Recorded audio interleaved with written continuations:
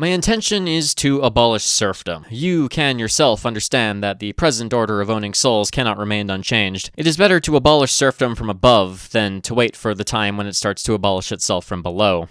Alexander II is a very fascinating character in a lot of ways. He was a man who looked at the state of Russia in the aftermath of the clusterfuck that was the Crimean War and was able to see the bigger picture. He was a man of cautious, yet still forward progress. Influenced by liberal and westernizing figures in the Russian intelligentsia, he set his mind towards dealing with Russia's single greatest problem: serfdom. After running headfirst into the industrial powers of the West, it was very clear that serfdom was choking Russia's development by shackling nearly a third of the entire empire's population to what was essentially indentured servitude. Many previous attempts at abolition had been stymied by the nobility, who really didn't want to let go of all the people that they, owned and could exploit. The serfs represented a massive economic potential, and all of those people being tied their entire lives to agriculture and the land that they lived on meant that they couldn't move to the cities to work in factories, or start businesses, or employ other people, or other things required for a modern industrial economy to function. And, of course, peasant revolts had increased in intensity over the past century. If serfdom wasn't abolished from above, then it would abolish itself from below. As such, despite the objections of the nobility, serfdom in the Russian Empire would be abolished by imperial edict on February 19th, March 3rd of 1861. This emancipation was half-assed in many ways to please the landowners. The peasants were only given pitiful allotments of land for free with their emancipation, and they would be indebted to pay off their former masters or the state for everything else, which effectively just continued serfdom in a slightly different form. Furthermore, all of the best land in the country stayed with the nobles, which screwed the peasants even further. That said, they were now free. They could now own their own property, start businesses, marry whoever they wanted, they could move, and they could organize. The intent was to shield the imperial system against mass peasant revolts, but now that Pandora's box had been opened, there was no closing it. Alexander II wanted to be known as a reformer, however, and this would not be the last of his so-called Great Reforms. 3 years prior, in 1858, restrictions on free speech and the press were relaxed. In 1864, he introduced a sweeping judicial reform that gave Russia an actually unified and modern judicial system. That same year, local government was reformed into the Zemstvo system, actual elective assemblies that, despite still being weighed heavily towards the nobility, were an actual medium of representation for rural people. Education would be standardized and expanded, including women being allowed to receive higher education for the first time. Economic and tax reforms would be introduced that saved the country from insolvency and encouraged the growth of business, and the railway system expanded rapidly. However, when you give people the ability to speak, there's a good chance they are going to start thinking as well. Loosening of restrictions and greater freedom of education meant new, radical reformist ideas began to take root, especially amongst the intelligentsia and the growing working classes. And despite all the reforms, things were still pretty shit. After 1866, Alexander took a more conservative turn, especially in regards to education, and this only convinced the emerging radicals that he was not willing to do what actually needed to be done to truly modernize the country. This led to increasing intensity of protest and revolt, which eventually convinced him of the need for a somewhat representative parliament at the empire level, after some haggling with some liberals in his government. This reform idea was proposed in January of 1881 and would be accepted the following month, which would have set Russia on the slow path to constitutional monarchy. On March 1st, 13th of 1881, he indicated that the implementation of this reform would begin in a few days. And then, a couple of hours later, Alexander II was blown the fuck up.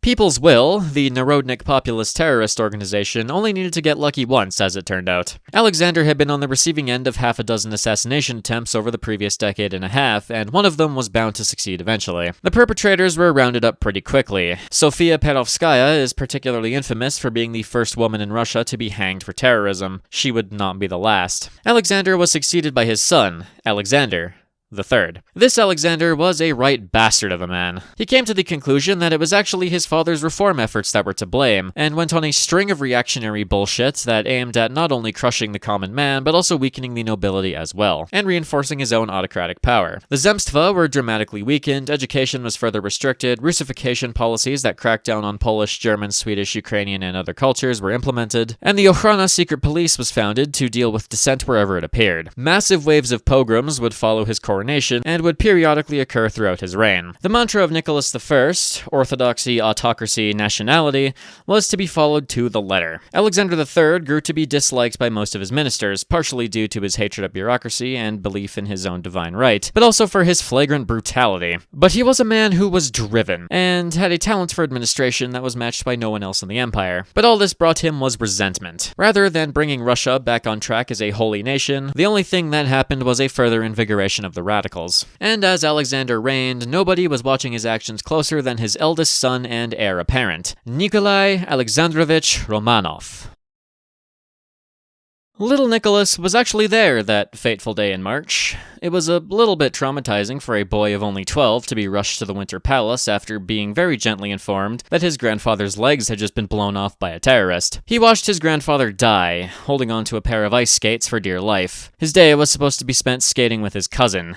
Instead, it was his first brutal introduction to the world of Russian politics. Nikolai Alexandrovich was born on the 6th 18th of May 1868 in Tsarskoye Selo at the Alexander Palace south of St. Petersburg. One thing to know about the Romanovs, they had a shitload of palaces. See how many unique palaces you can spot in this video. As a Romanov, Nicholas was also related to the entire European continent because royals bred like rabbits, and they also liked inbreeding. For this specific video, the most important connections to remember are the future Kaiser of the German Empire, Wilhelm Big Bill II, and King George V over in England. I will give you precisely 2 seconds to think about the future implications of this arrangement before we move on.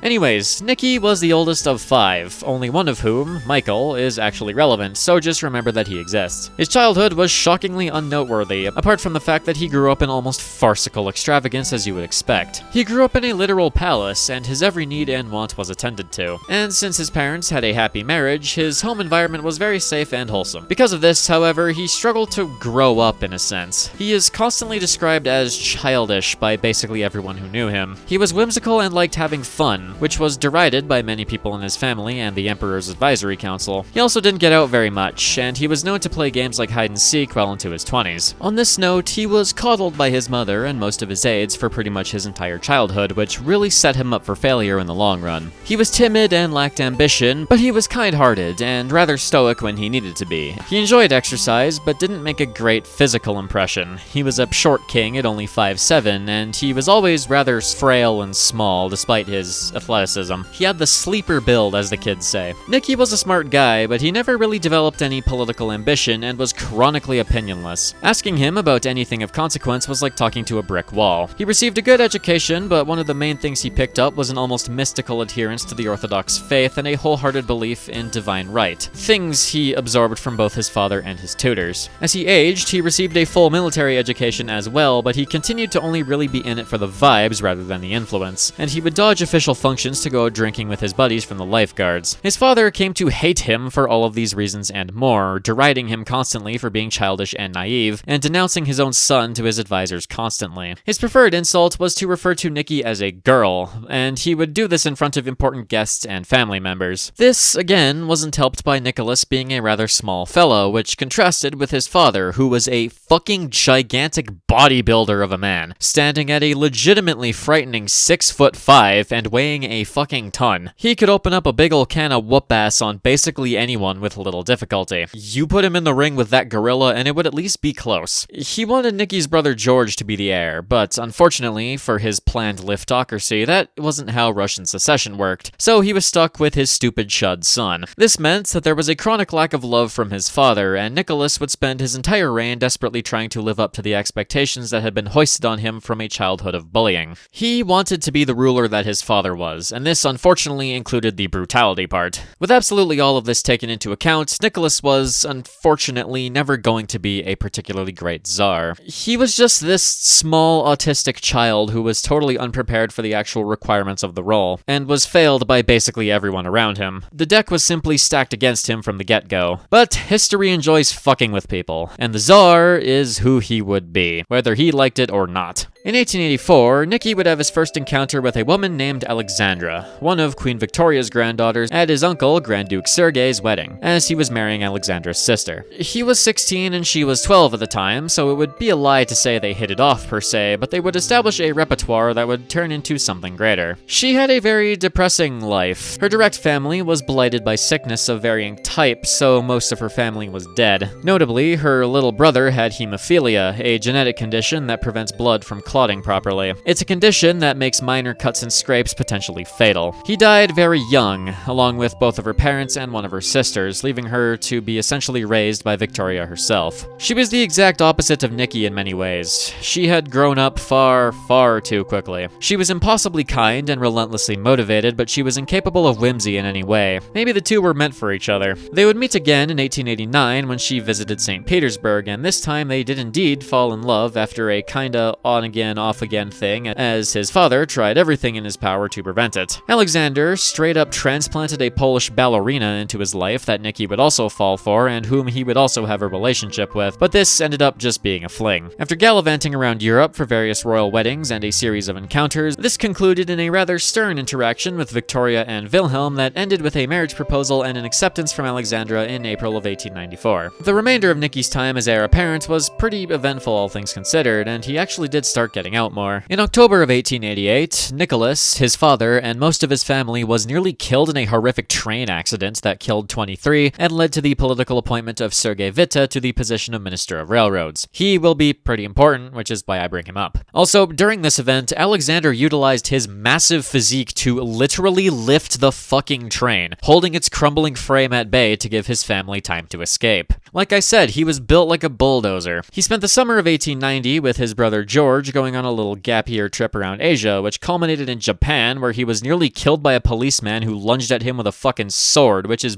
bonkers. I wonder if this will influence Nicky's opinion of Japan. Beyond the realm of royalty, this time was also defined by rapid change, especially economic. In 1892, Witte was promoted to finance minister, and he kick-started both the construction of the Trans-Siberian Railway as well as a massive industrialization program that was notably funded by foreign borrowing. The plan was to stimulate growth through directed investment and hope that they grew enough to pay it all back before it became a problem. And this worked, with mass production of steel, textiles, agricultural goods, and eventually oil kicking into high gear and bringing Russia closer to actual modernity. This did create a very large government debt to many foreign powers, but it's fine, surely. And then, the final major action that would set the stage for Nicky's reign came in 1894. After relations with Germany soured, Russia, at the behest of Alexander, would sign an alliance with France in the name of mutual security. This, of course, pushed Germany towards Austria-Hungary out of abject necessity. But again, surely, this will not cause issues in the future. And with that, Alexander III's reign was coming to an end. In August of 1894, he fell ill, and this illness progressed rapidly. The diagnosis came down as nephritis, inflammation of the kidneys. In October, he formally granted Alexandra his blessing and gave his son some advice that amounted to, don't be an idiot and don't give the liberals an inch. And then on October 20th, November 1st, he died. The following day, Nicky ascended to the throne as Tsar Nicholas II, and Alexandra formally entered the Orthodox Church. Little did he know that the empire had slid into its final epoch.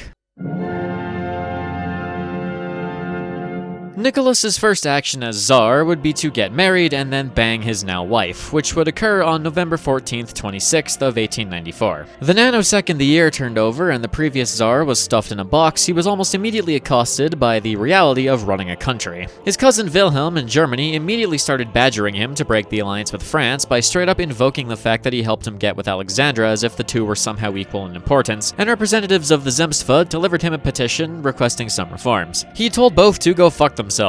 He had been handed his stick and he was going to beat people with it. His formal coronation would take place on May 14th, 26th of 1896, which went pretty well. 3 days later, a party held in honor of the coronation went much less well. 700,000 people turned up to a literal fucking parade field following promises of food and beer like it was Woodstock 99, and it went about as well as you would expect. Uncle Grand Duke Sergei was a fucking moron and didn't deploy enough people to organize the crowds, and the resulting chaos left 1,400 dead and upwards of 10,000 injured. Sergei then turned around and told Nikki to sweep it under the rug and pretend it didn't happen, which then triggered a family skirmish, and the whole next day went terribly. Ultimately, Sergei got his way by being a fucking crazy person and effectively implying that showing any remorse for the events was equivalent to conceding to the revolution, and Nikki reluctantly went along with it. He would donate 1,000 rubles to relatives of the day's casualties, and the state would pay for all the funerals, but otherwise he kinda just went on his way, attending a ball at the French embassy like nothing even happened, which immediately tarnished his reputation. It was a fucking omen if there ever was one, that's for sure, and it would kinda set the course for the rest of his reign. Nicky's life as Tsar would reflect his childhood in many ways. He proved himself to be an extraordinarily organized individual and a very hard worker, but he couldn't shake the fact that he hadn't been prepared particularly well for this whole ruling the largest contiguous land empire on Earth thing. He utterly refused to delegate responsibility and developed into history's most annoying fucking micromanager over every little thing that ended up on his desk, which included peasant divorces, death sentences, and splitting children down the middle. His ability to do this does show that he inherited an extremely strong work ethic and legitimate administrative talent, which would help him greatly in the years to come. However, he was also extraordinarily indecisive and would hum and haw for days over important decisions while his ministers chafed at the inaction. He desperately wanted to be the divinely ordained Tsar father to the people of Russia, and he lived relatively modestly compared to his predecessors in an attempt to make himself seem like a man of the people. But he didn't quite have the charisma or competence to actually pull this off, and whenever his ministers showed themselves to be a little too competent, he got in his own head about them upstaging him, leading to many very qualified ministers being purged from government and replaced with sycophantic aristocrats, which hurt Russia in the long run. Little of this was done out of malice. He wasn't an evil guy, he was just a bit of a dumbass. Beyond this, however, he was undeniably an extraordinary gentleman. He was kind-hearted to the people he knew personally and was very generous to not only his own family and friends, but to the families and friends of his family and friends. He was very well-spoken and was patient and respectful the vast majority of the time. Furthermore, he absolutely loved his wife, and she loved him back,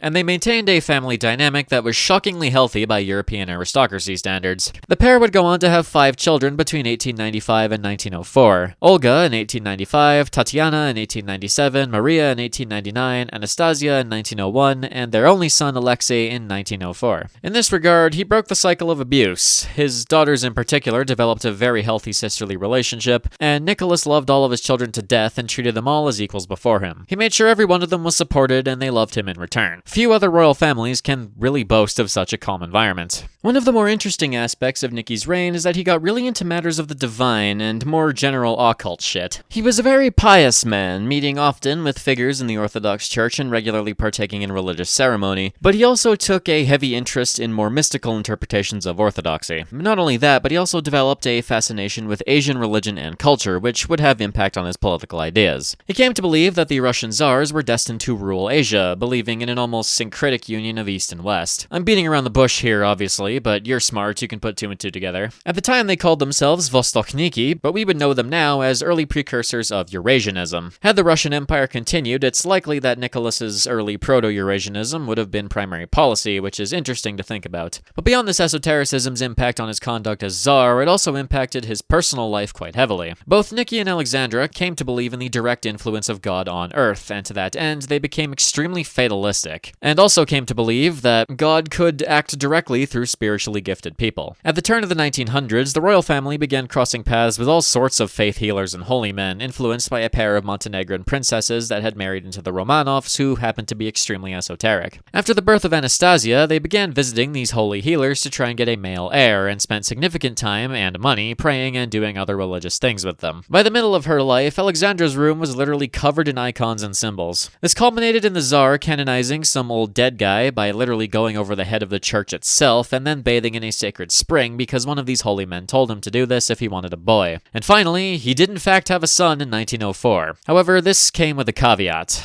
Alexei was born with hemophilia, and he nearly bled to death mere hours after he was born. The trait ran in Alexandra's family, and Alexei would be weakened for his entire life as a result. This made the royal couple even more superstitious as they desperately sought something to heal their boy. This would, in 1905, bring them into contact with a certain Siberian peasant they believed to be another holy healer, this time with a bit more staying power. During his early years as Tsar, Nicky also made a series of just very stupid decisions in the domestic sphere, influenced by his father's legacy and his belief in his own power that ended up making him very few friends. The most immediate and direct was the implementation of Russification policies in Finland, which was dumb because Finland was one of the most loyal areas of the empire. Nicky threw all of that goodwill away with the stroke of a pen, and Finland would become a hive of revolutionary activity. Then, when student protests began breaking out and the interior minister gave orders to start shooting people, Nicky went along with this and started cracking down further on the autonomy of the universities by restricting travel abroad, banning certain books, restricting admissions, and even outright closing down the schools at points. This infuriated the students even more, and when these protests turned violent and many students started getting deported, the heirs to the people's will made their presence known, with the socialist revolutionaries beginning a new campaign of terror. In April of 1902, Interior Minister Shipyagin was shot dead. His replacement, Vyacheslav von Plehve, was told by Nicky that the only way to solve things was to use the sledgehammer approach. The Okhrana would be expanded and increased its brutality massively, and the nation would be swept by a series of pogroms that were tacitly approved by the Tsar and Plehve. Nicky will come to have a lot of blood on his hands, and this was merely the beginning. Nicky's early years as Tsar were also dominated by foreign policy. One of Alexander's pieces of advice to Nicky was to let Witte do basically whatever he wanted, which happened to include bulldozing the Trans-Siberian straight through fucking China. As a part of this operation, Russia would go on the diplomatic offensive against Japan. Egged on by Kaiser Wilhelm, who wanted Russia to be focused on anywhere but Europe at the moment, Nicholas would intervene in the treaty that ended the First Sino-Japanese War, convincing Japan to take less than they wanted and forcing them to share influence over Korea with Russia. This did not endear the two countries, believe it or not. As a part of Nicky's desires to have Russia reign in Asia, he wanted a warm water port. Russia had initially been offered Qingdao, but after some German missionaries were killed, Wilhelm basically went, "Aight, if you aren't taking it, I fucking will." After this, his foreign minister, Mikhail Muraviev, went to him in the Admiralty with the idea of taking Dalian and establishing Port Arthur, which was flatly rejected by both Witte and the Russian Navy on account of being utterly absurd and threatening the very future of the Trans-Siberian Railway, but Nicky liked the idea and sent troops anyway. As such, in November of 1898, the Russian Empire took control of Port Arthur and set it to be the terminus of the Trans-Siberian Railway. In the process, Witte effectively took personal control over the areas of Manchuria that contained the railway, and progress ramped up rapidly. However, things immediately went to shit. Throughout 1899, China destabilized under the pressure of European economic and religious imperialism, leading to a mass revolt against foreign influence called the Boxer Rebellion. This gave Nicky his excuse to just drop the pretense, and after Chinese troops attacked Russian workers in Harbin, he sent 170,000 troops into Manchuria to just take it over directly. The Chinese faltered badly here and were forced into more humiliating treaties that saw them concede this massive part of Manchuria, as well as any remaining influence in Korea. The Tsar was stoked. He had expanded the Russian Empire quite considerably and asserted authority and economic power in the east. Witte was not, and he lambasted Nicky for what he considered to be a dumbass plan that was going to end in disaster eventually. However, now that he was gaining some confidence, he disregarded the advice of the one fucking guy his father told him to listen to. This will have consequences. When Japan signed an alliance with Britain in 1902, Nicky became even more convinced of the need to defeat the upstart empire. He began to disregard the advice of literally all of his ministers and only listen to people who fed his delusions about his Asian adventure. Both Witte and his Minister of War Kuropatkin were against further action in the east, but Nicky had none of it because God made him Tsar, and by grace of fucking God, he would get his way. When Japan offered to negotiate, offering to concede any influence in Manchuria in exchange for Japanese influence over all of Korea, he went out of his way to sabotage negotiations because he wanted both. And then in August of 1903, he purged Witte from government, replacing him with a useless yes-man who did not have Witte's knack for economics or diplomacy. Then, after a strike was crushed by Plehve with extreme violence, he went to Nicky and went, we need to win a war or the country will actually explode. With no more guardrails in place, the Tsar's mind was made up. He thought the Japanese were simple Asiatic barbarians. What could they do to stand against him? However, as it turned out, Japan was not fucking stupid. They weren't just gonna sit by and wait for the Russians to attack. They were going to prosecute the war on their terms.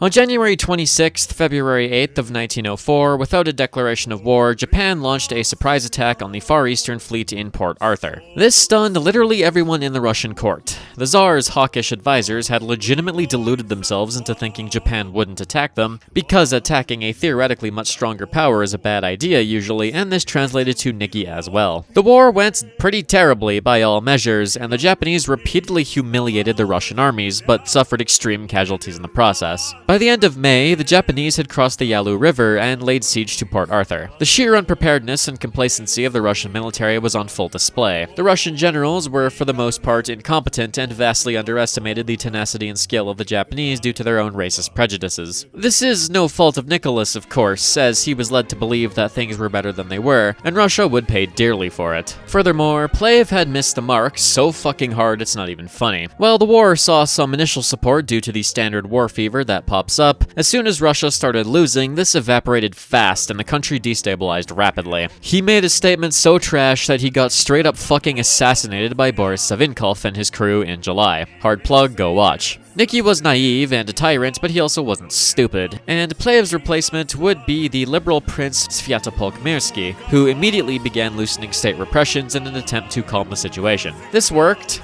somewhat, but it was a temporary solution that required Russia to win the war. So, in late September, Nicky's uncle Alexis convinced him to dispatch the Baltic Fleet, renamed the 2nd Pacific Squadron, under command of one Admiral Zhinovy Roshestvensky, to sail around the entire fucking planet to save Port Arthur. Both Roshestvensky and the Admiralty believed that this was a stupid fucking idea.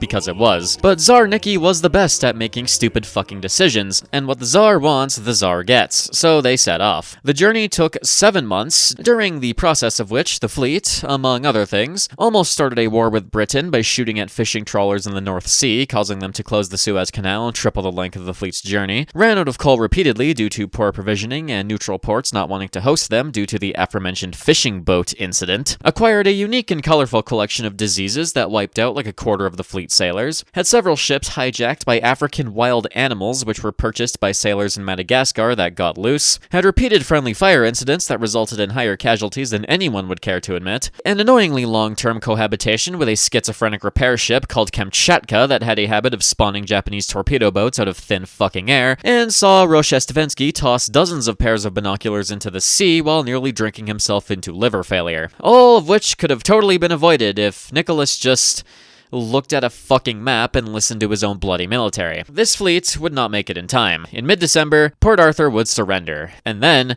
things got really bad. Mirsky's attempts at placation only got so far, and now that Russia was definitively losing, the domestic situation collapsed completely. Huge waves of student demonstrations and strikes broke out, and both liberal and socialist elements came out of the woodwork supporting them. Mirsky tried to persuade Nicky to accept some kind of elected representation to help calm things down, but he outright refused because his ass was committed to the autocracy, and he was willing to burn his empire to the ground to preserve it. Alexandra was also beginning to exert her influence over the Tsar. She went hard on the whole divine autocracy thing, and she did her best to stymie literally any reform effort, going as far as to directly sabotage Mirsky's entire tenure as interior minister, and actively encouraging the Tsar to treat his own people with even more violence. Then, on Sunday, January 9th, 22nd of 1905, a crowd led by one Gregory Gapon undertook a peaceful march through St. Petersburg to deliver a petition to Nicholas requesting improved working conditions, higher wages, and an elected assembly. The Tsar sent the army in to control them, someone got spooked, and then bullets started flying. Hundreds were killed and thousands were injured, and the country descended into complete chaos, with the largest strike in Russian history up to that point breaking out in the days following.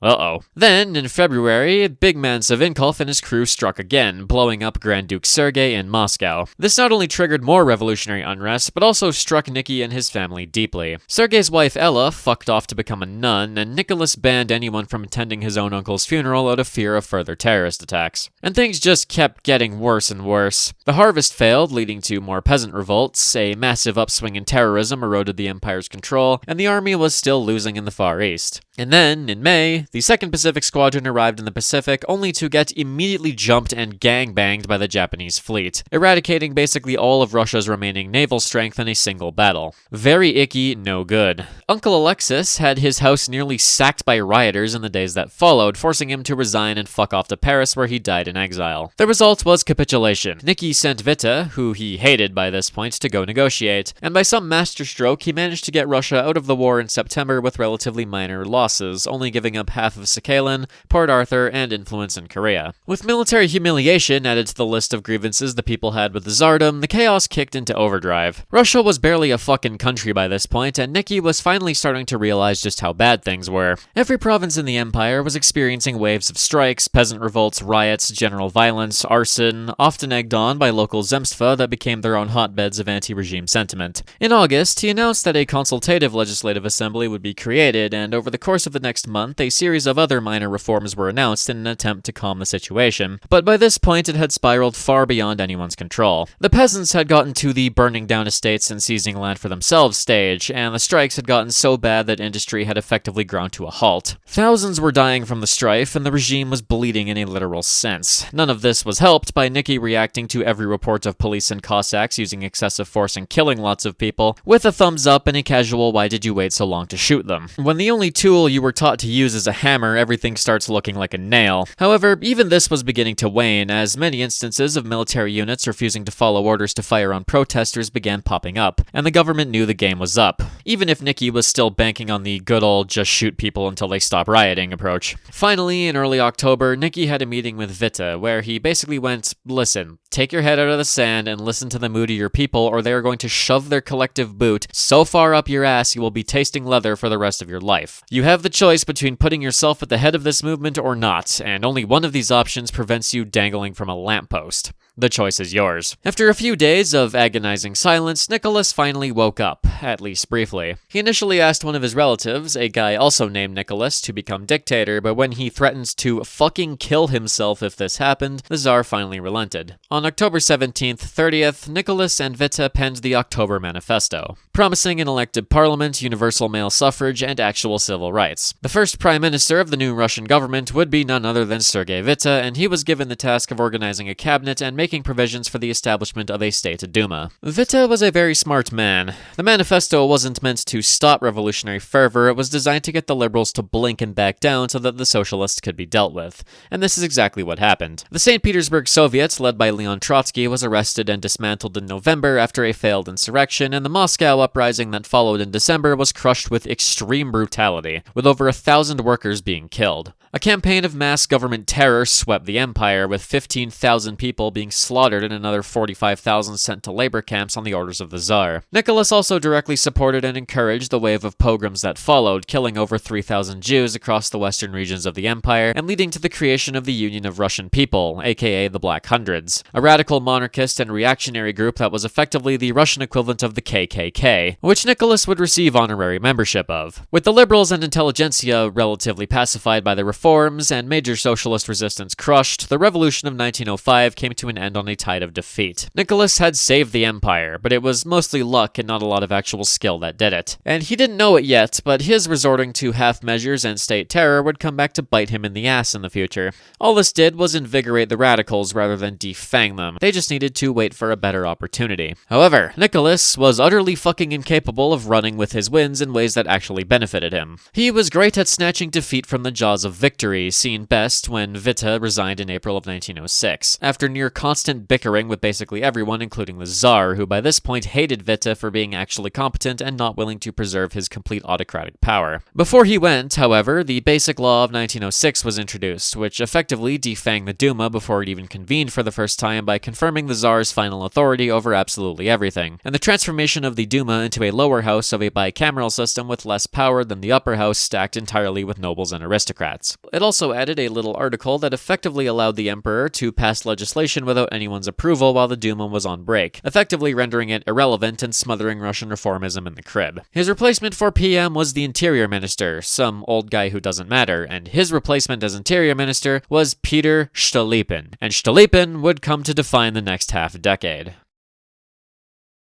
Stolypin would continue the trend of Nicholas being completely upstaged by his ministers, really putting on display his own incompetence as monarch. He was a staunch monarchist, but was also a modernizer and an arch-pragmatist. He saw the value of slow liberalization through reform and local representation, and figured that the easiest way to defang the revolutionaries would be to improve the conditions of the people. On the other end, he also sought to crack down on reactionary thought as well, as their hatred of modernization ran the greatest risk of dragging the empire to an early grave, now that the revolutionaries had been beaten back for the moment. He ran a very delicate balancing act, but it was one that actually came pretty close to succeeding. If anyone could have actually saved the Russian Empire, it was him. While he got settled in, the results of the first election in Russian history, taking place between March and April 1906, returned an overwhelming majority to the Constitutional Democrats, or Cadets, the leading liberal faction of the empire. The SRs and RSDRP boycotted the elections, but a breakaway faction of the SRs, the agrarian socialist Trudovics, came in second. Third place went to the Union of October 17th, a moderate conservative liberal faction that supported constitutional monarchy. Despite this progress towards a modern constitutional system, Nicholas would do everything in his power to undermine it. On April 27th, May 10th, Nicholas opened the First Duma with some pomp and a speech which was, perhaps for the first time since 1904, met with applause and adulation. This did not last long. The cadets immediately started pushing for massive changes, including land reforms, a full constitution, and greater rights and liberties to the general population. This made the Tsar upset because Nicky was a whiny little bitch at anything that even remotely challenged his power, so the First Duma only lasted until July when it was dissolved. Progress, in a relative sense, I suppose. After this dissolution, Stolypin would be promoted to prime minister, making him one of the most powerful men in Russia overnight. In response to this whole shit show, revolutionary violence picked back up again. In August, Stolypin was almost killed by a suicide bombing by the SR maximalists, which pissed him off, and he cranked up the state repression in response. Death penalties were accelerated through the system by order of Nicholas, and thousands would hang over the next few years for revolutionary activities. The Second Duma that convened after another election in February 1907 proved to be a different beast entirely, as the SRs and RSDRP actually participated this time. They called for socialist stuff, naturally, and this Duma only made it until June, when Nicky dissolved it again. Stolypin then had dozens of deputies arrested at the Taurida Palace, and altered the electoral laws to heavily favor the nobility, which directly violated the previous fundamental laws, but what the fuck was the Duma gonna do about it? Stolypin had the guns and they didn't. The next election that was held, also in 1907, produced the Third Duma, dominated by the very pro-monarchy Octoberists, and was generally made up of conservative and business elements that were more acceptable to the Tsardom. This effectively ended any significance to the Russian democratic experiment, and the Duma would be effectively a rubber stamp for the remainder of Nicholas's reign. Stolypin's next moves were to begin reform anyway, getting on Nicky's nerves in the process because the Tsar was a petulant man-child to the end of his days. And the Stolypin reforms are a very cool what-if, in my opinion. They included Stolypin attempting to push through some reforms that would give protections and better conditions to Jewish people, attempting to re-empower the Zemstva and extend their representation to Poland, which would greatly strengthen regional self-government and representation, and pushing for a foreign policy based around peace and economic development. He also started pushing through major land reforms that he had field-tested during his tenure as governor of Saratov, and these had the potential to seriously alter the destiny of Russia had they been fully implemented. His goal was to beat the revolutionaries to the punch and build a support base for the government among the peasantry by essentially creating a kulak class. This was to be done by breaking down the traditional Russian commune system and replacing it with private farmsteading. Emancipation had kind of fucked over the peasants because many still didn't own the land, as a lot of it went to the commune to be divided up in a horrendously inefficient strip system. This system was to be destroyed completely, and instead, peasants would be heavily encouraged to become actually independent landowners with no ties to nobles or other peasants. This would be assisted by state-backed farm cooperatives to introduce market forces to the agricultural sector and provide easier access to equipment and other things, as well as streamlined low-interest credit to help these aspiring farmers become landowners of their own. This would be further supported by a massive education reform, through what was essentially mandatory universal education to teach the peasants modern and efficient agricultural practices, and with the more general goal of educating the Russian populace more broadly so that they could be more productive and effective members of society. And on top of all that, he wanted reduced trade barriers with the rest of the world to allow these peasants to make some more money and be even more competitive, and massively expanded veterinary systems to ensure that all of the animal products being produced were as healthy as possible, which would strengthen Russia's trade position and the health of its citizens. And the result would establish a wealthy peasant landowning class that would be both politically conservative and loyal to the state. This would effectively destroy the attempts of the revolutionaries to court the peasants and would simultaneously greatly weaken the nobility, which was still strangling the Russian economy with its control and opposition to reform. But we ain't even done. To appease the workers, he proposed general condition improvements and shorter working days, but also a system of workers' insurance that would compensate those caught in accidents and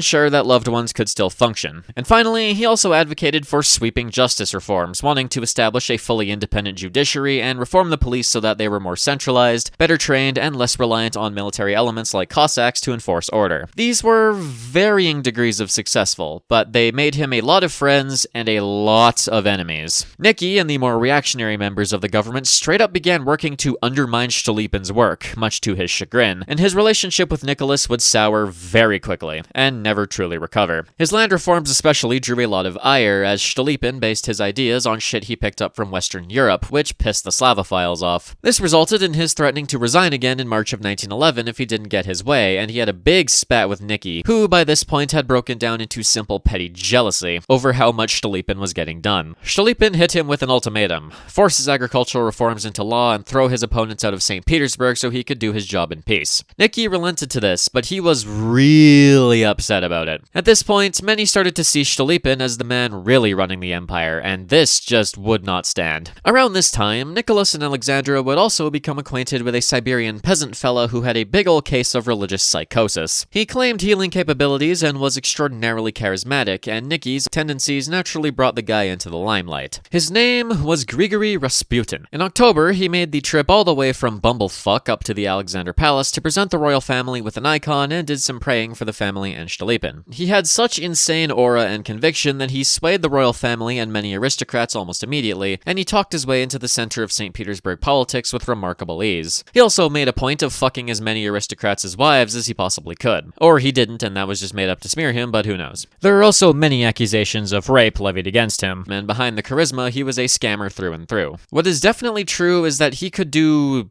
something to help with Alexei's condition, and as a result, both Nicholas and Alexandra began to lean heavily on him for other aspects of their lives as well. His influence gradually grew over the course of the next decade, especially over Alexandra, which will come to draw the ire of the rest of the aristocracy. Perhaps his most disturbing influence was over the Romanov children, especially the 4 girls. He spent a lot of time with them, and they became very close, and there is even rumors that he did some despicable things with Olga and Tatiana, but these are unsubstantiated. He was a crook, but he had the Tsar in his pocket, so he was untouchable. To everyone except Peter motherfucking Stolypin, of course. They had a singular meeting, after which Stolypin banned him from St. Petersburg and threatened to have the Okhrana make him go away. Nicky bitched and whined and moaned and continued to see him on the side, but once again, Stolypin had walked into his home, drank his beer, and kicked his feet up on the sofa, and the Tsar of all Russians could do nothing but fume. Absolute mad lad. Fortunately for Nicholas, and perhaps unfortunately for Russia, Stolypin was about to not be his problem anymore. In the summer of 1911, he had made plans to establish a social security system, establish a ministry of nationalities, and build support for the Tsardom amongst the various ethnic groups of the empire by granting them greater rights, and even planned to negotiate a full military alliance with the United States. But Nicholas, cranking his own weaponized incompetence up to 11, was doing some scheming of his own, and had planned to humiliate him by stripping him of his interior ministry position, which would massively reduce his power and influence. However, none of this would come to pass. On September 1st, 14th of 1911, while attending a play in Kiev with Nicky, Olga, Tatiana, and inexplicably the future Tsar Boris III of Bulgaria, Stolypin would be shot twice by an anarchist who had become an informant for the Okhrana. He made a sign of the cross towards Nicholas and then walked himself to the ambulance that had been called, while the assassin was nearly beaten to death by the theater crowd. He died 4 days later. Nicholas apparently broke down in tears at his deathbed and begged for his forgiveness. There are theories that Stolypin's assassination was orchestrated by his opponents in the government who hated his modernization and popularity, which is supported by the killer being associated with the secret police, and the security team being impossibly fucking careless that night, but this has never been confirmed. Regardless, Nicholas got over his death in less than a week, continuing his streak of missing the forest for the trees. Continuing on business as usual, as the single person best equipped to actually bring Russia into modernity was cut down.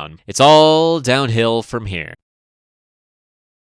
Stolypin's death was fortuitous for Rasputin, who quickly returned to St. Petersburg, only to walk headfirst into one scandal after another. His private correspondence with Alexandra was leaked to the public, and the royal family's secret healer wasn't very secret anymore. Nicholas would be very publicly confronted at the opening of the Fourth Duma in 1912 over Rasputin's bullshit, and the press around the empire was now starting to ask questions and throw rumors. Was the Empress banging this disheveled Siberian peasant? Nobody knows, but the media is gonna assume that she was anyway. Rasputin was once again exiled, but after Alexei had an accident while getting into a boat and nearly fucking died of blood loss in October of 1912, a letter to the Siberian fixed his condition real quick, and he was back in the fold. As for the unfortunate little Alexei, he recovered from this incident, but very slowly. He didn't get much of an actual childhood, as there were so many things that he just couldn't do, exacerbated by his mother becoming extremely protective of him. The result was an heir that could very well have been even less ready to take the throne than Nicholas was, but this was far from the mind of the Tsar himself.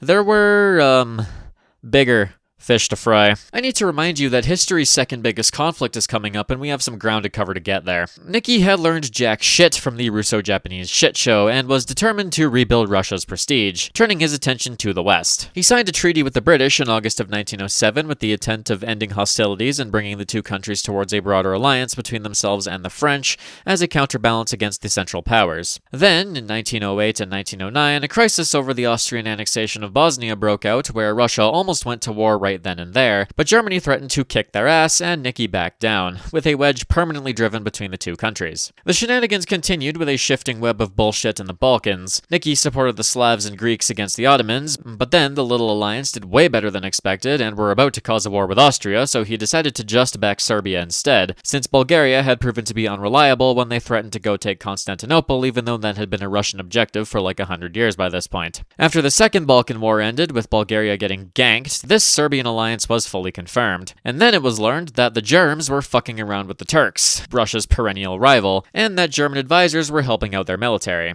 And this was very bad, risking a near-complete Western blockade of Russian imports and exports. This convinced Nicky of the need to build up for a potential war, and as a result, obscene amounts of money was funneled into the army. A mass armament, industrialization, and railway construction campaign was launched to improve Russia's ability to mobilize and fight, and to give the Russians credit, this happened way faster than anyone expected. This was boosted by generally solid economic growth. Of all the things Nicholas did poorly during his reign, the economy was not one of them, and Russia could boast a very strong and consistent economic upswing that was accelerating rapidly. Russia benefited from a succession of legitimately competent finance ministers like Sergei Witte who could guide the country in the right direction. Russia was very much a state capitalist model. Industry was built up gradually through extensive state control and investment, supported by legitimately massive foreign investment and importation. The government also placed emphasis on maintaining balanced trade and budgets, since the country nearly going bankrupt multiple times in the second half of the 19th century lingered on people's minds. This meant that growth was slow but stable, and built a foundation for greater growth in the future as a proletariat class developed. This was somewhat mellowed out by the fact that it created a growing disparity between the rich and the not rich, a system of inequality that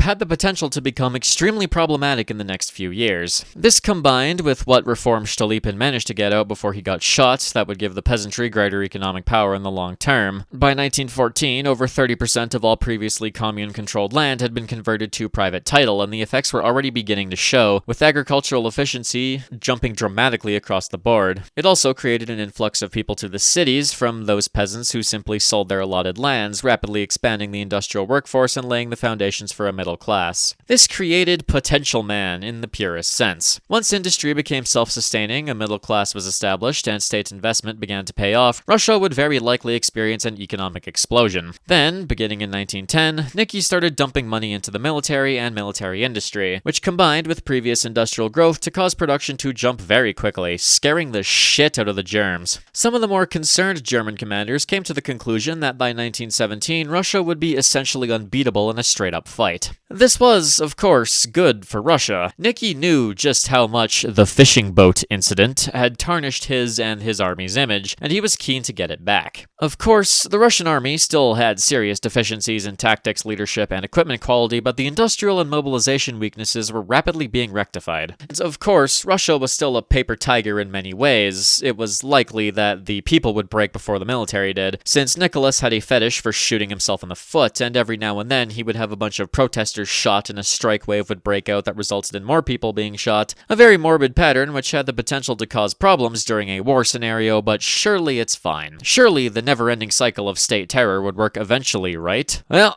they wouldn't have to wait long to find out. A few days after Nicholas returned from a trip to Romania, on June 15th, 28th of 1914, Franz Ferdinand, Archduke of Austria-Hungary and guy who wrote the cyberpunk Edgerunners intro song, was shot dead in Sarajevo by a Serbian nationalist with links to the Serbian intelligence service. Austria got a little bit upset over this for reasons that I hope are obvious, and Chief of the General Staff, Franz Konrad von Hotzendorf, ramped up his screaming that Serbia delenda est. Germany gave its support to Austria, Russia gave its support to Serbia, France gave its support to Russia, and Britain gave its support to France. With the world on the brink of an apocalypse that nobody could have predicted, it was now down to Nicholas to determine the fate of the 20th century. And if you haven't already gathered, he is just the last fucking person you want making this decision. A flurry of meetings and ambassadorial visits followed. He tried his best to swing his dick around with the Austrians, hitting them with the "Back up, Franz Joseph. Serbia's our brethren. Same blood, same religion, same Slavic complexion. We're packing more army than you got salami. So stop your bragging, your trolling. Or the Cossack paint train starts rolling. Last time you kicked off a swift revolution. This time my solution is your dissolution. Beware the Russian bear." And for whatever reason, this didn't convince Big Joseph to back down. After Serbia rejected the Austrian ultimatum, Nicholas agreed to a secret partial mobilization of the armed forces against Austria only. The Russian generalship considered this a stupid idea, because if Germany struck and they were unprepared, they were fucked. But the Tsar went to his house at Tsarskoye Selo and basically stayed there doing very little for several crucial days. After Austria declared war on Serbia, Nicholas tried desperately to prevent the war from spiraling out of control, having an exchange with his cousin Willie over the whole ordeal. At the behest of his generals, he signed a general mobilization order, then rescinded it later that day after Germany threatened them. But by this point, the lunatics were running the asylum. The Duma heads were calling for war, the generals were screaming for blood, his foreign minister was demanding that Serbia be defended, and the general public were beginning to rally in its favor. There was nothing he could have done to stop it. Finally, general mobilization was declared for real this time in late July, one day before Germany launched the Schlieffen Plan in its attempt to knock France out of the war quickly. Then, on August 1st, Germany and Austria formally declared war on Russia. This was it. The empire would either rise to the greatest heights of glory or crumble to dust. All Nicky could do now was wait.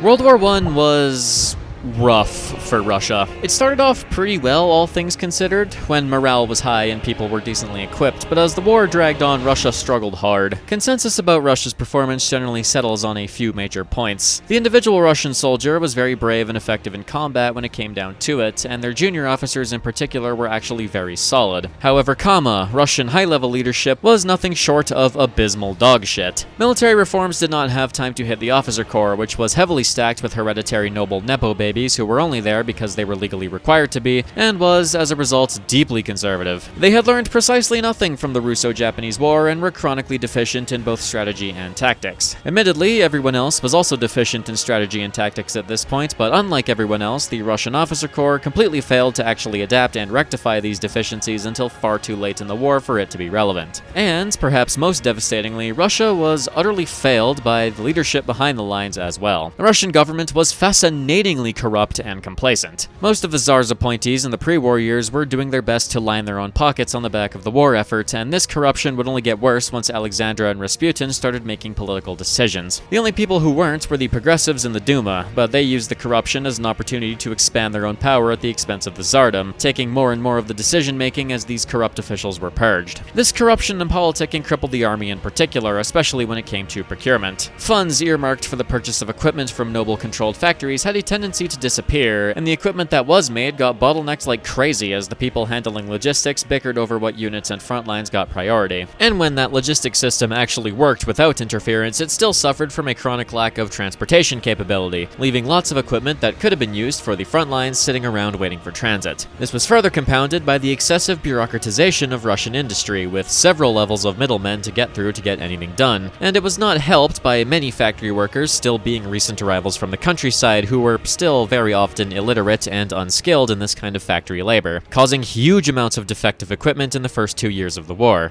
And a lot of this defective equipment would be straight up missed and sent to the front lines anyway because of the aforementioned extreme bureaucratization and corruption prevalent in Russian industry. This led to a gigantic shortage of artillery shells and ammunition in particular, which would not be rectified until late 1916, and the country more generally struggled to fully shift to wartime production despite all the pre-war buildup. While the Russian soldiers themselves fought like lions, they were failed by the donkeys that led them, and these issues spiraled downwards into the broader Russian population. Perhaps the biggest failure of high-level leadership was massive inflation, as they turned the money printers on to fund the war now that exports had all but disappeared. Furthermore, despite Russia being one of the largest agricultural producers on Earth, the country would be struck by a severe food shortage, caused by not only the aforementioned corruption, but also a disastrously underprepared and inefficient logistics system that led to supply bottlenecks basically everywhere, which combined with millions of peasants being pulled from their farms to go die to create a creeping disaster. The production boost created by the Stolypin reforms didn't mean shit when the food that was produced would rot in a depot in Siberia waiting to be carried somewhere. By 1917, Russia was teetering on the brink of famine, and army morale would collapse in large part due to severe food shortages above everything else. And as the needs of the war economy grew, factory conditions went to absolute shit. And with the pay the workers received being rendered useless by inflation, unrest in the cities grew and grew. The result was a completely upturned populace that grew increasingly angry at the state of things, all while the high-level leadership failed repeatedly to solve the various crises that struck. Russia's situation was not helped by Nicholas. He'd always wanted to be a great military leader, but he was so far out of his depth it's not even funny. This is seen by his very first decree.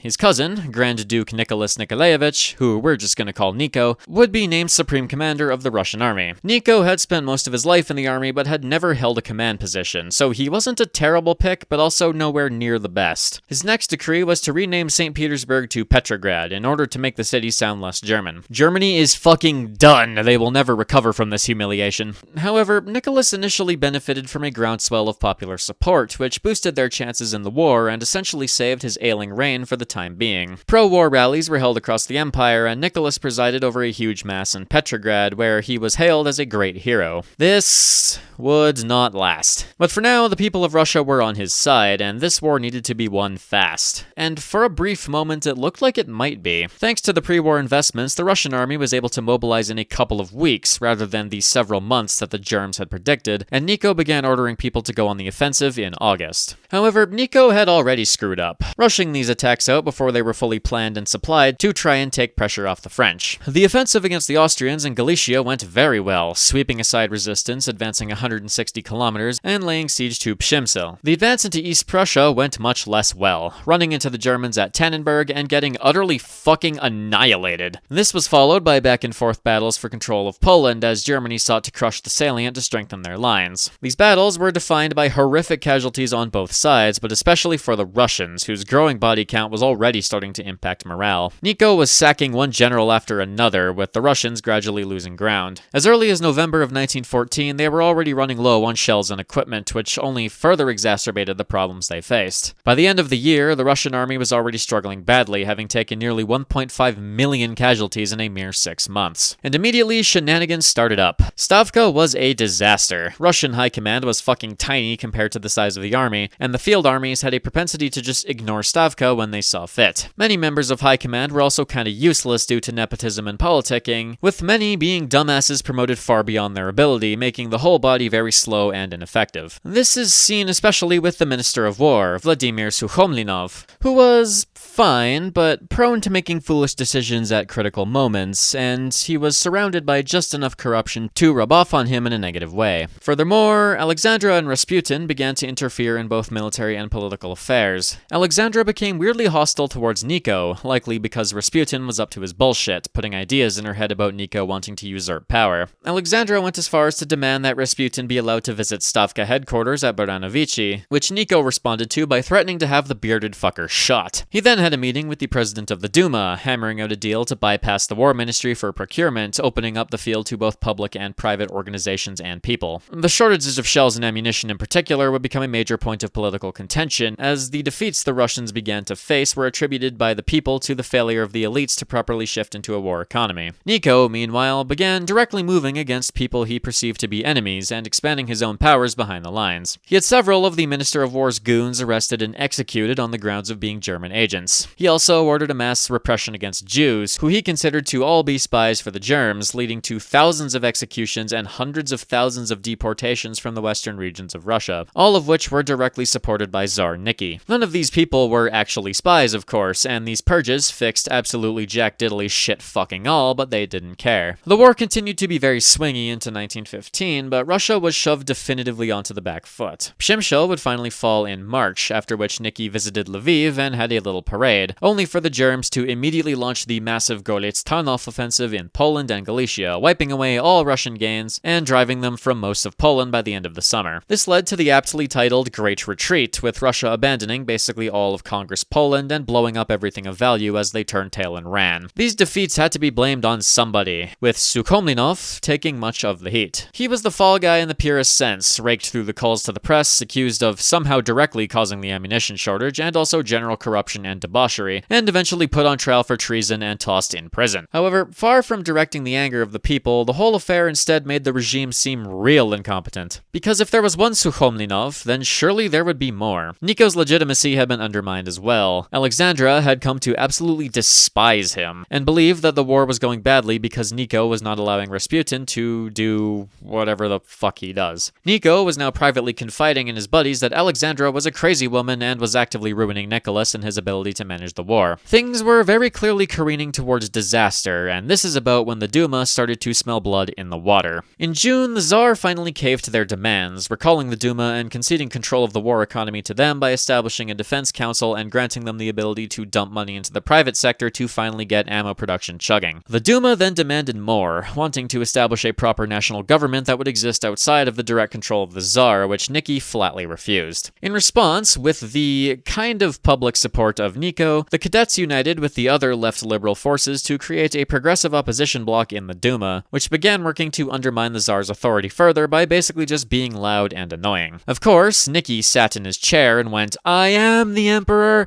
I am the Emperor!" But things started happening without his involvement. Alexandra's letters to him also became more and more frantic, essentially demanding that her husband use his big boy voice and assert his autocratic power. By August, all of Poland and Lithuania had fallen, and this finally pushed Nicky to do what he had always wanted to do. In mid-August, Nico was removed as commander of the Russian army. His replacement? Himself. Nicholas would take control of his armies personally. And this proved to be perhaps his single worst decision in his entire tenure as Tsar, because now every single military setback was blamed on him personally, and he would never recover from that. Furthermore, this required Nicky to not be back in St. Petersburg, which essentially made Alexandra the leader of civilian Russia, with all of the Rasputin and religious bullshit in tow. And every setback on the civilian front would be blamed on her, and would be blamed on Rasputin. Generational fuck up from Nicholas, and it would go on to cost him absolutely everything.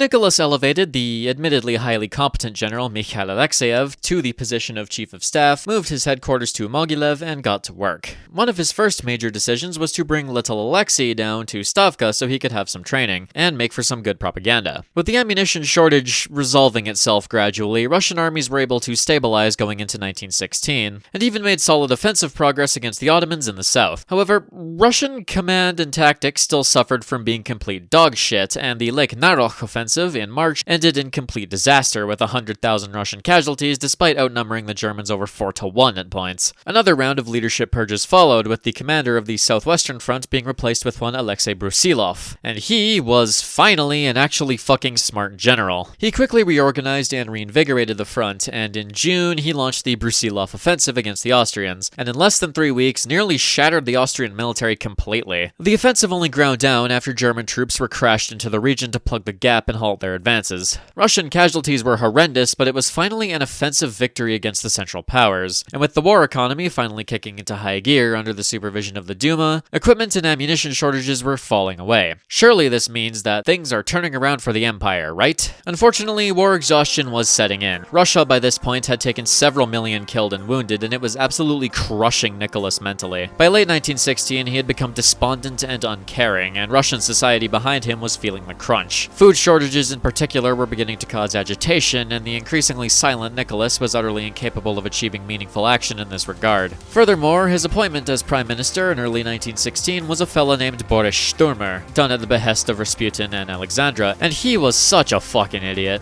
Under his auspices, inflation spiked, the supply network failed, and he consolidated a ton of power by also taking over the foreign affairs and interior ministry positions. The Russian government descended into petty squabbles as a result, which only made the situation behind the lines worse. And as the soldiers learned of this whole shit show, morale amongst the troops plummeted. Meanwhile, Alexandra used the opportunity to expand her own influence, and the influence of Rasputin in the process. After some shenanigans, she cycled several ministerial positions and purged some people who were very opposed to Rasputin having any sway. This was done at the behest of several nobles who were functionally con men aligned with Rasputin, and the Russian government would sink deeper into corruption as a result. By this point, basically everyone knew that Rasputin's influence had gotten out of hand, and everyone knew that he had Alexandra under lock and key, and many of Alexandra's shenanigans were undertaken at the behest of the peasant. The ministers that had been appointed by Alexandra immediately started clashing, as their corruption became even more overt as their schemes came out in the open. This resulted in the interior minister trying to have Rasputin assassinated 3 separate times in the first 3 months of 1916, and Rasputin having one of his own appointees arrested and thrown out of Petrograd. Finally, Alexandra went to Nikki and asked for all the ministers she had lobbied for to be fired because Russian politics had devolved into complete debauchery by this point. This is where Nicholas's indecision came back to bite him in the ass, as he agonized over the bullshit that was occurring, and he went out of his way to avoid confrontation if at all possible. The result was Alexandra replacing minister after minister over any perceived connection to the Duma or hostility towards Rasputin, and bringing the functions of the Russian government to a grinding halt. Alexandra was also feeding Nikki's war plans to Rasputin, who would then comment on them to Nicholas as if he had any fucking military experience at all. He went as far as to tell Nicholas what he and his generals should do, which pissed him off. This only contributed to Alexandra's spiral downwards into what was essentially paranoid insanity. Now, so far I have probably made Alexandra seem like an absolute moron, but let me give her a bit of a voice here. If you haven't gotten it yet, Rasputin was an absolute bastard of a man. Alexandra was a deeply pious woman, and a woman who desperately wanted her son to be healed of his horrific ailment. Rasputin was absolutely exploiting her desperation to advance his own personal power, and he constantly held the life of her son, husband, and the future of Russia over her head as a way of getting his way. The spirituality of the Romanovs also naturally meant that they fell more easily under his influence, as he presented himself as a holy man and generally tried to hide all the tales of him scamming and raping his way across Russia. This was exacerbated by him going out of his way to feed every delusion the royal couple had, which was particularly effective on Alexandra, who clearly had some sort of undiagnosed mental health issue and was making more and more rash decisions. Of course, a lot of these decisions were hers and hers alone, as she had come to believe in her own role as divinely ordained empress and figured that all of her own decisions were the correct course of action no matter how terrible they were. But this was certainly not helped by Rasputin gassing her up constantly and giving his religious legitimacy to all of these stupid decisions. This also served to further drive her away from the rest of the Romanov family, and by late 1916, all of her in-laws had come to absolutely hate her. I believe that Alexandra is absolutely a victim here. She needed a lot of help, and Rasputin was doing nothing but drive her into the ground in pursuit of personal power. As a result of this, however, Alexandra had sealed herself into a bubble. She had become despised by basically everyone, including the general populace, and this rubbed off on Nicholas, whose authority suffered from the bullshit back in Petrograd. The final straw for many, however, was the appointment of a fella named Protopopov, a drug-addicted and syphilitic devotee of Rasputin and friends, to a position of interior minister in September of 1916. By this point, the Duma and general public was rife with allegations that the German-born Alexandra was actually a German agent, destroying Russia's stability through these dog-shit decisions. In the Duma, Pavel Milyukov straight up accused Sturmer, Alexandra, and Rasputin of treason. Even the Black Hundredists were beginning to question the whole arrangement, and the rightist members of the government were throwing around the T word as well. And this was it. In early November, Rasputin's spell finally broke, just for the briefest moment.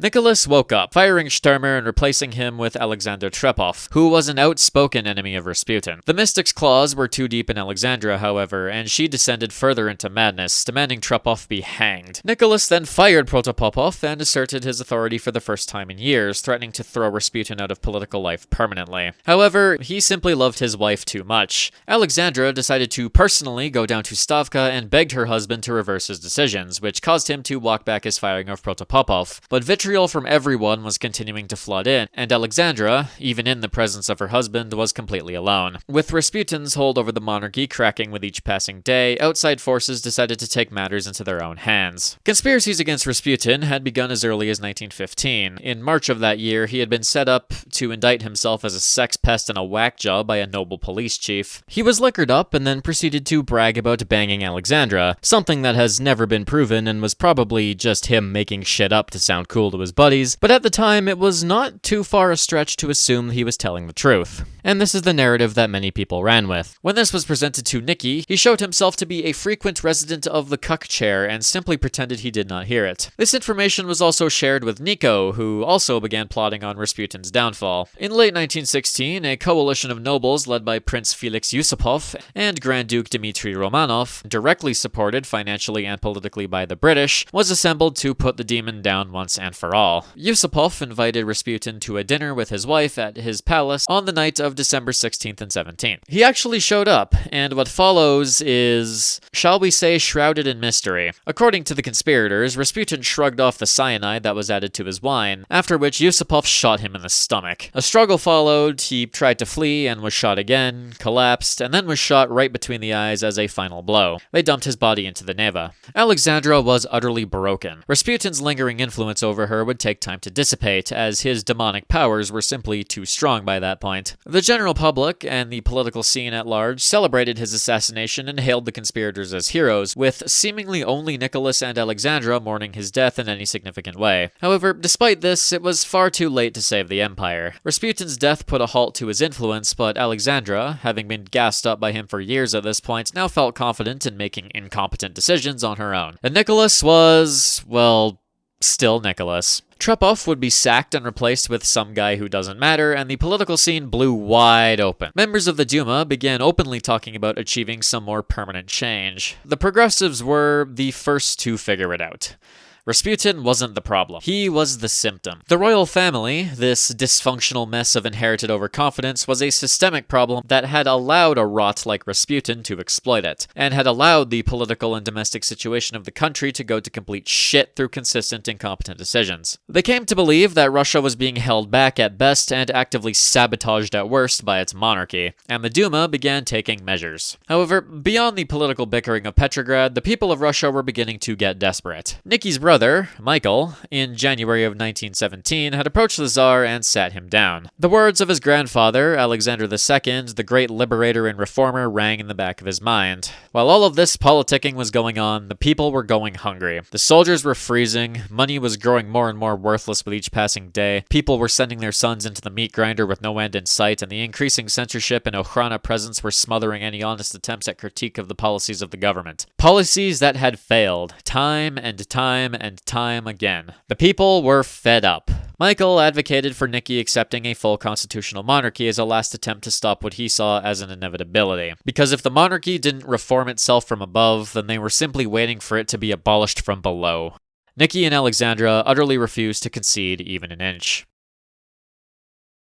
On February 23rd, March 8th of 1917, International Women's Day, workers that had gone on strike at the Putilov plant a week prior were joined by tens of thousands of women, who marched against the severe food rationing that had been enforced. The show of solidarity spiraled outwards, and Petrograd was consumed by the largest strike wave in its history, with 200,000 people protesting by the following evening. Alexandra was completely aloof, figuring it was just some pores getting their anger out, and Nicholas was actually quite optimistic, believing his coming spring offensive would win the war and shut everyone's mouths. They ordered the local military governor to use the thousands of police, soldiers, Cossacks, and sailors to crush the uprising and be done with it. Hundreds would be shot over the following days, but all this did was inflame the protests. Still, the royal couple believed that this was nothing. On the 26th, the president of the Duma, Rodzienko, sent the Tsar a telegram that basically said, "Get your head out of your ass." But Nicholas was having none of it, and ordered the dissolution of the Duma for his impudence. However, that night, the Tsar's final option faded away. The Petrograd garrison mutinied. Many, like the prestigious Preobrazhensky regiment, murdered their officers and refused orders. Others straight up joined the protests. The next day, the protesters laid waste to the city, sacking police buildings, storming arsenals, and forcing back the demoralized troops sent to contain them. Nicholas ordered more troops to the capital and made preparations to take to the scene personally. When his orders to dissolve the Duma arrived at the Tauride Palace, the Duma simply refused. Protopopov would be sacked by the prime minister, who himself also promptly resigned. Nicholas refused to allow their resignation and demanded that they do everything to preserve order, but his power had ceased to exist. The entire imperial cabinet resigned one by one. Rodzienko went to Nicky's brother Michael and told him to try shaking some sense into the Tsar, and proposed the respected Prince Lvov as prime minister. But again, the Tsar had none of it. He was willing to let his third Rome burn, so long as he was the one playing the fiddle. He would never make it to Petrograd. By March 1st, the city had fallen. The protesters had become revolutionaries, storming the Tauride Palace and other government positions. In the palace, the Petrograd Soviet was declared by the socialists. That same day, the Alexander Palace and all of Tsarskoye Selo would be abandoned by its defenders, leaving the royal family alone. Furthermore, Nicky's train would be held up in Malaya Vishera, as the rail lines had been taken over by the revolutionaries, before ending up in Pskov. A series of communications between him, General Alexeyev, Rodzienko, Michael, and others followed. The Duma and the Soviet united to declare a provisional government the morning of the 2nd, bypassing the monarchy entirely and appointing a government headed by Lvov as president. After this, Alexeyev had a conversation with other army generals, and he presented the Tsar with his findings. Between Rodzienko, the generals, Michael, Nico, and the Duma, his only option was abdication. And finally, backed into a corner, he accepted defeat. Later that day, Tsar Nicholas II would abdicate. Not only did he abdicate, but due to Alexei's illness, he abdicated his line as well. He maintained the outward appearance of calm and civility impressively well, but internally he was a shattered man, staring out the window of his train car for hours, dragging cigarettes like an addict. His brother, Michael, would rule as Michael II.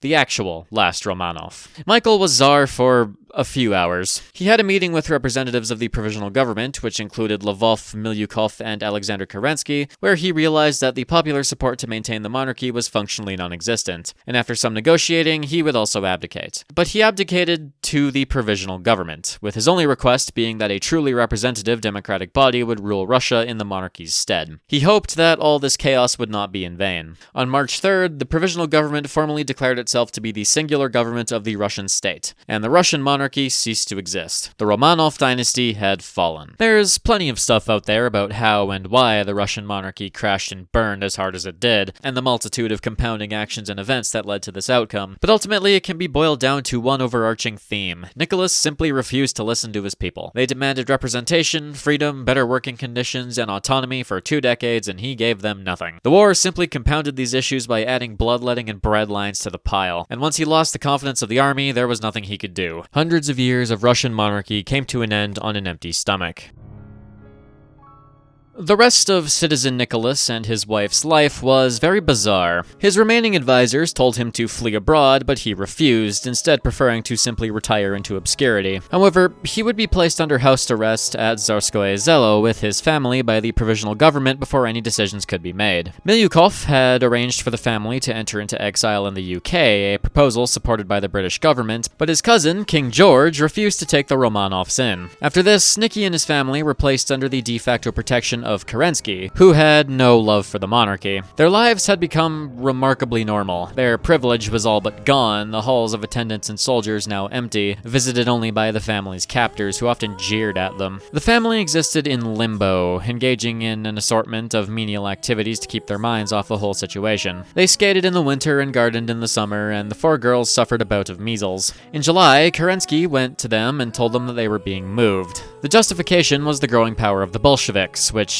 fair enough, they are pretty spooky. As such, Nicky was shuffled off to Tobolsk in western Siberia. The family just continued to exist, now in a much smaller house, and both Nicky and Alexandra were going stir-crazy due to their confinement. After the October Revolution, Nicholas flew into a rage, which was heightened after the Bolsheviks dropped out of World War I in early 1918. Huge amounts of shit was happening, and Nicholas had to watch it through letters and communications from the outside world. But overall, life wasn't terrible. For now, at least. In late February 1918, the Bolsheviks finally got around to remembering that the Romanovs existed. Their friendly and jovial guards were quickly replaced with more hostile Red Guard troops, and Sovnarkom decided that Nicholas was to be put on trial for his various crimes against the people during his reign. In April, Yakov Sverdlov sent more men to the Urals with explicit orders not to harm Nicholas and his family, as the propaganda value of a public trial was simply too great to just do away with them. The Romanovs were moved to Yekaterinburg. Nicky, Alexandra, and Maria would go first, with Olga, Tatiana, Anastasia, Anastasia and Alexei being kept separate and moved later. In the process, Nikki was nearly murdered by the Ural Bolsheviks. This created a legitimate schism in Bolshevik command, as the guys sent by Sverdlov had to go out of their way to shoot their own people because the Ural faction was just really murder-hungry. Nikki and Alexandra were nearly lynched by a mob when they arrived, and were shuffled off to the home of one Nikolai Apatyev, a train engineer. The children's trip wasn't much better. The Bolshevik guards tried to rape the three girls. By the end of May, the family was all in the even smaller Apatyev house, where their lives were even more tightly controlled. General sickness took to them in the process, and their food and access to fresh air was very limited. However, gradually their relations with their guards improved, as the Romanov girls remained bubbly and chatty to the end. Many of the guards were no older than 20 themselves, and they went out of their way to smuggle in food, books, mail, and even an entire birthday cake for the family. Maria, in particular, even developed something resembling a relationship with one of her captors.